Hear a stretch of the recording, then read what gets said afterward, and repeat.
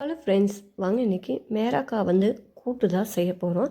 மேராக்கா நிறையா பேர் சாப்பிட மாட்டாங்க, பிடிக்காது. ஆனால் இந்த மாதிரி கூட்டு செஞ்சு சாப்பிட்டு பாருங்கள், ரொம்ப டேஸ்ட் நல்லாயிருக்கும்.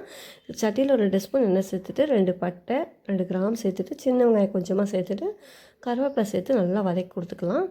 பார்த்திங்கன்னா வெங்காயம் வதங்கி வந்துடுச்சு. இப்போ சின்ன தக்காளி ஒரு தக்காளி பொடியாக கட் பண்ணி சேர்த்துருக்குறேன்.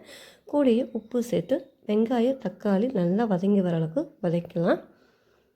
இப்போ பார்த்தீங்கன்னா வெங்காயம் தக்காளி நல்லா வதங்கி வந்துருச்சு. இப்போ 1/4 டீஸ்பூன் மஞ்சள்தூள், 1/4 டீஸ்பூன் மிளகாய்த்தூள் நல்லா மிக்ஸ் பண்ணி கொடுத்துட்டு நம்ம மேராக்காய் பொடியாக கட் பண்ணி வச்சுருக்கேன், அதையும் சேர்த்துக்கலாம். சேர்த்துட்டு நல்லா கலந்து கொடுத்துக்குங்க. கலந்து கொடுத்து ஒரு 1/4 டம்ளர் அளவுக்கு தண்ணி சேர்த்துக்குங்க. அதுலேயே தண்ணி விடும். இப்போ ஒரு பக்கம் காய் வேகட்டும். இப்போ மிக்ஸி ஜாரில் தேங்காய் துருவல் ஒரு 1/4 கப் சேர்த்துட்டு சீரகம் 1/4 டீஸ்பூன், இஞ்சி துண்டு ஒரு 4 பல் பூண்டு, 2 பச்சை மிளகா கொஞ்சமாக தண்ணி சேர்த்து நைஸாக அரைச்சிக்கலாம். இப்போ ஒரு பக்கம் காய் நல்லா வெந்து வந்துருச்சு. இப்போ நம்ம கடலைப்பருப்பு ஒரு 1/4 கப் அளவுக்கு வேக வச்சு எடுத்துருக்கிறேன், அதையும் சேர்த்துக்கலாம்.